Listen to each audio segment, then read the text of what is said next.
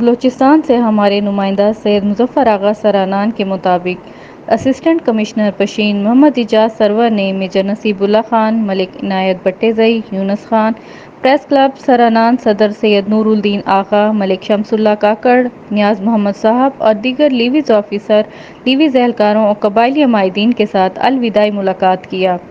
اس موقع پر assistant commissioner Pishin نے بیٹھک نیوز کے ساتھ بات چیت کرتے ہوئے کہا کہ پشین کے عوام کی جانب سے دیے گئے عزت اور احترام کو ہمیشہ یاد رکھا جائے گا۔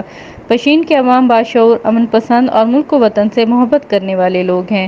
ملاقات میں شامل وفد کے اراکین نے اسسٹنٹ کمشنر محمد اعجاز سرور کا دوران سروس پشین میں امن و امان اور دیگر مسائل کے حل میں اچھے کردار کو سراہا۔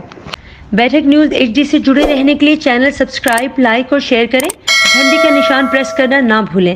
گھنٹی کا نشان پریس کرنے سے آپ کو ہماری ہر نئی ویڈیو کی اطلاع ملتی رہے گی۔